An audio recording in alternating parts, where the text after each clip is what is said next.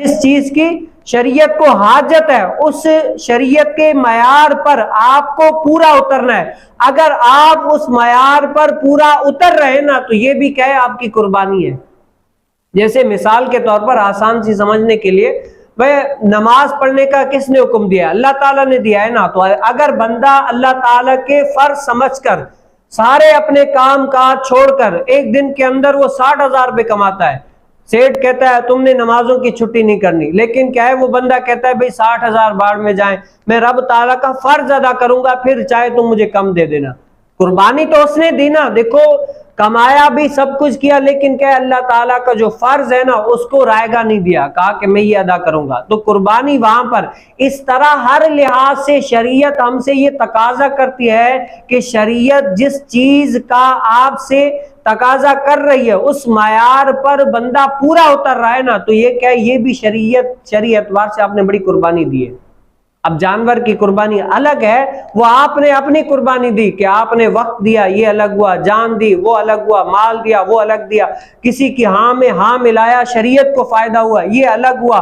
شرعی طور پر آپ اگر کسی کے ساتھ بیٹھے شریعت کے لحاظ سے وہاں سے فائدہ ہو، تو اس لحاظ سے بہت ساری مثال ہے. تو قربانی صرف جانور کی قربانی نہیں ہوتی، قربانی ہر لحاظ سے ہوتی ہے.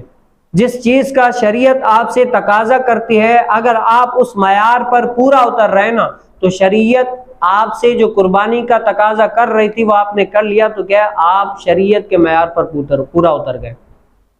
اور جو بندہ شریعت کے معیار پر پورا اترتا ہے نا تو اللہ تعالیٰ نے اس کے لیے آخرت میں انعام رکھا ہے. دنیا کے اندر بھی اس کی ساری واہ واہی ہو جاتی ہے. جو نمازیں پڑھتا ہے شریعت پر عمل کرتا ہے تو لوگ اس سے دعائیں کراتے ہیں، اس کو اچھا سمجھتے ہیں، ان کو کیا ہے عزت و احترام کرتے ہیں. عام بندوں کے علاوہ عام بندوں کی اتنی نہیں کرتے جتنی نمازی حاجی تہجد گزار کی کرتے ہیں. یہ دنیا کے اندر اس کی عزت ہے. آخرت میں رب تعالیٰ نے فرمایا اس کو جنت دوں گا انعام، یہ الگ، اور جنت میں مجھ رب تعالیٰ کو اس کو دیدار ہوگا، یہ الگ ہوگا. کیونکہ جنتیوں کی سب سے بڑی نعمت کیا ہے؟ اللہ رب العالمین کا دیدار.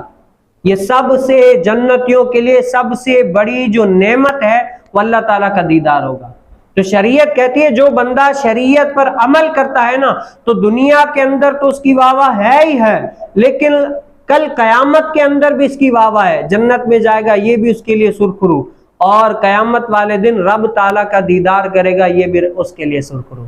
تو اللہ تعالیٰ مجھے اور آپ کو کیا ہے شریعت کے معیار پر پورا اترنے کی توفیق نصیب فرمائے. جو بندہ شریعت کے معیار پر پورا اترتا ہے نا حقیقی طور پر کامیاب وہی ہے. اور شریعت کے معیار پر پورا اترنے کے لیے نا سب سے پہلے ہمیں یہ سمجھنا بھی ہوگا کہ شریعت ہم سے چاہتی کیا، اس کو سیکھنا بھی پڑے گا، سمجھنا بھی پڑے گا. فَاسْأَلُوا أَهْلَ الذِّكْرِ إِن كُنتُمْ لَا تَعْلَمُونَ. قرآن کریم فرقان حمید کی آیت ہے، اگر تم نہیں جانتے تو اہل علم سے پوچھو. اگر بندہ پوچھے گا علم سیکھے گا تب بندے کو پتا چلے گا کہ شریعت ہم سے کیا چاہتی ہے. تو اللہ تعالی ہمیں شریعت کے معیار پر پورا اترنے کی توفیق نصیب فرمائے.